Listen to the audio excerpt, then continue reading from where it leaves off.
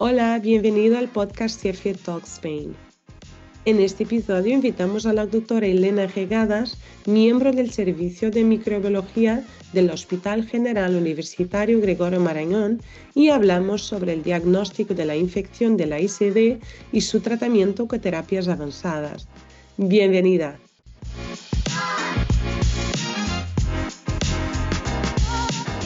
¿Puede presentar su hospital?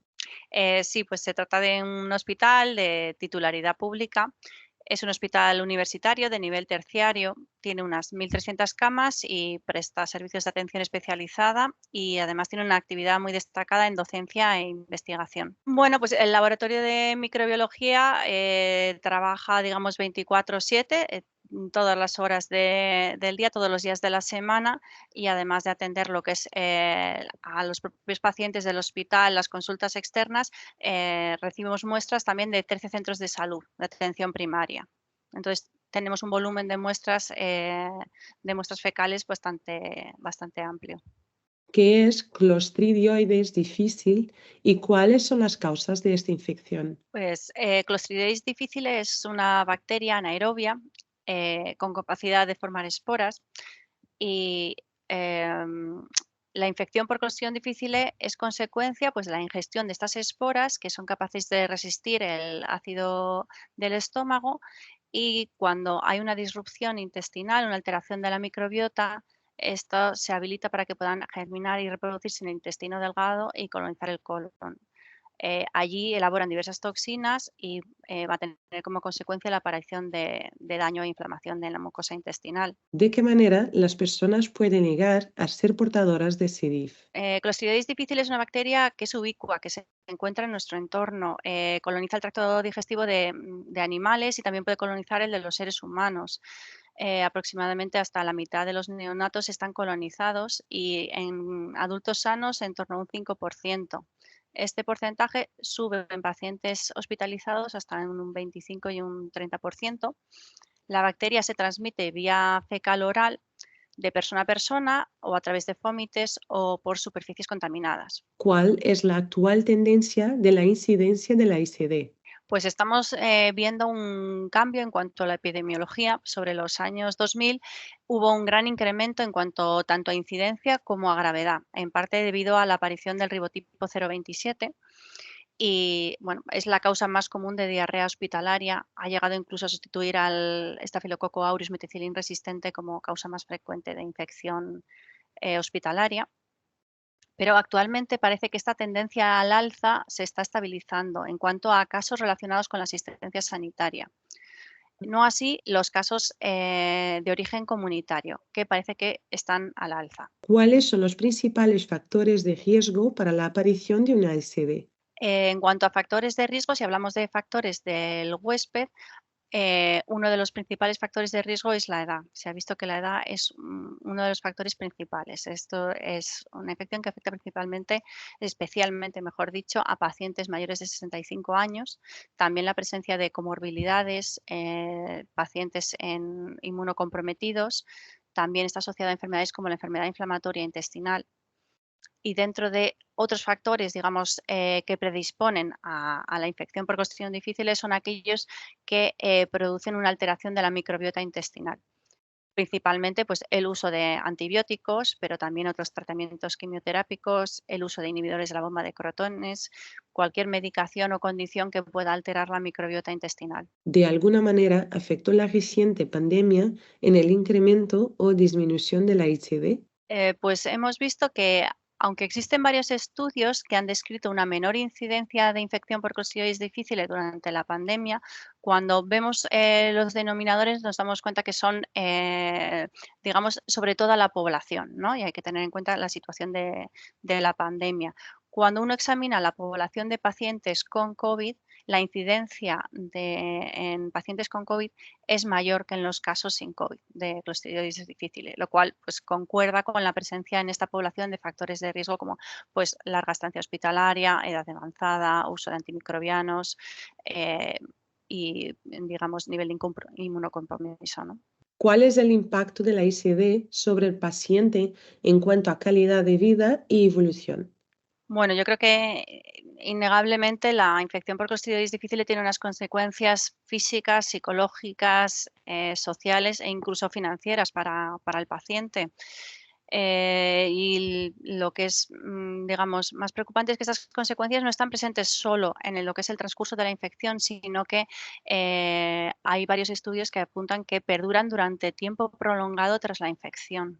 Y bueno, una de las cargas más importantes es la aparición de las recurrencias, que puede ser de hasta un 25% en los pacientes y que además una vez que recurrimos la frecuencia o la probabilidad de volver a recurrir es mayor. Los pacientes que experimentan estas recurrencias reportan significativamente más consecuencias mentales que los pacientes con primeros episodios. Y es muy llamativa la carga mental que sufren por el miedo a recurrir y también el miedo de ser la propia fuente, digamos, de contagio para otras personas. ¿Se puede prevenir la ISD? Bueno, las principales estrategias de prevención están sobre todo encaminadas al ámbito hospitalario. Pasan pues, por implementar programas de optimización del uso de antimicrobianos, la correcta higiene de manos. Hay que recordar que las soluciones hidroalcohólicas no eliminan las esporas de Clostriditis difficile.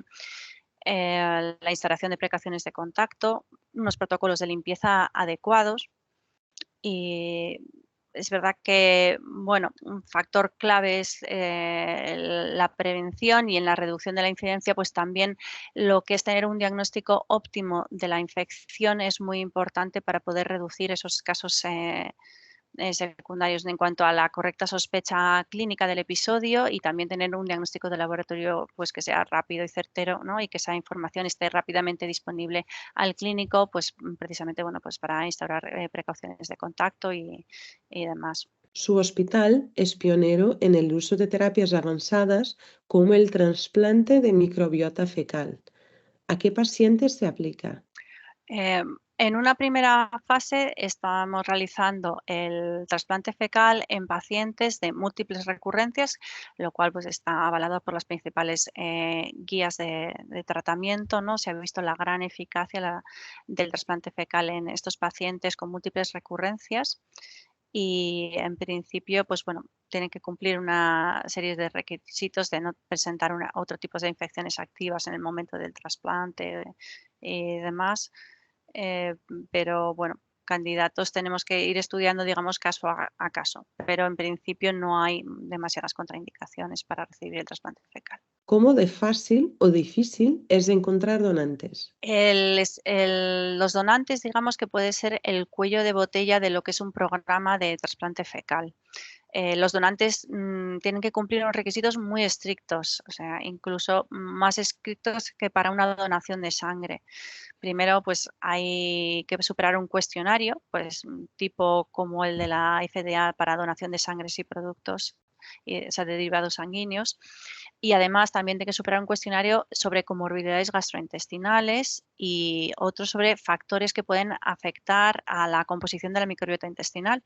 Porque, claro, nos tenemos que asegurar, digamos, que la microbiota intestinal que va a pasar al receptor sea Mm. adecuada y que además no haya ningún tipo de enfermedad que se haya relacionado en algún momento o condición con desequilibrios de la microbiota, como pues por ejemplo síndromes metabólicos, enfermedades autoinmunes, enfermedades atópicas, eczemas, la presencia de eczemas pues ya descartaría incluso al donante. Luego hay que hacer, aparte de, digamos, estas encuestas, sería hacer un cribado ya en suero y en heces para descartar pues, la presencia de cualquier patógeno y también la presencia de microorganismos que pueden ser comensales, pero que presenten mecanismos de resistencia, pues como las BLES, Auris metier, carbapenemasas.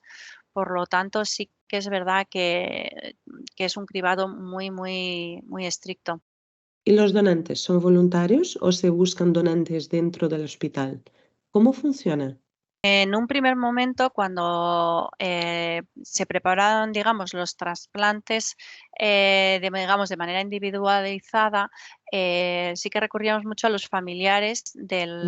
de la persona que tuviese, vamos, del paciente que tuviese el Clostriditis difficile. Pero afortunadamente con el avance tecnológico y poder tener las formulaciones ya disponibles, nosotros hacemos el trasplante fecal principalmente a través de cápsulas liofilizadas. Es una única dosis de unas 3 o 4 cápsulas, dependiendo un poco de la microbiota del donante, y las preparamos pues, a través de pues, un programa de llamamiento de donantes. Tienen que pasar, como te digo, este cribado. Además, entre lo que es la donación y, o sea, entre que se han hecho las pruebas y la donación, en ese lapso de tiempo, pues vuelven a reevaluarse a ese donante para detectar cualquier signo o síntoma de enfermedades infecciosas y demás, o cualquier condición que haya cambiado en el paciente.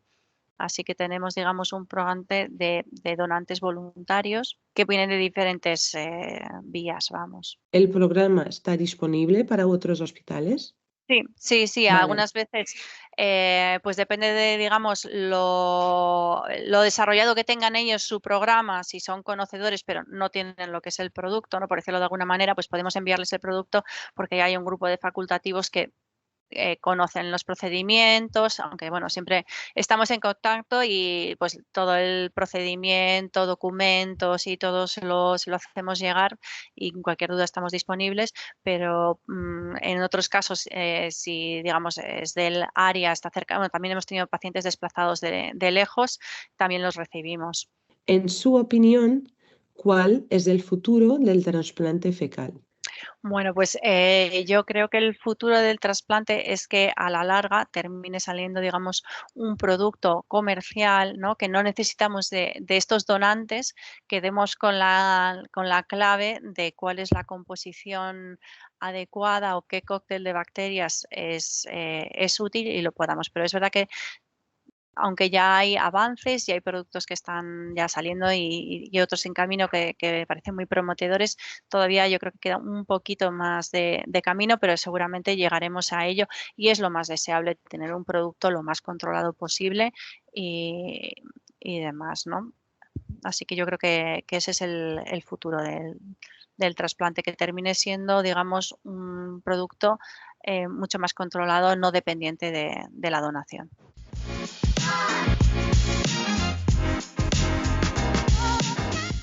En este episodio estuvimos hablando con la doctora Elena Regadas, miembro del Servicio de Microbiología del Hospital General Universitario Gregorio Marañón, sobre el diagnóstico de la infección de la ICD y su tratamiento con terapias avanzadas.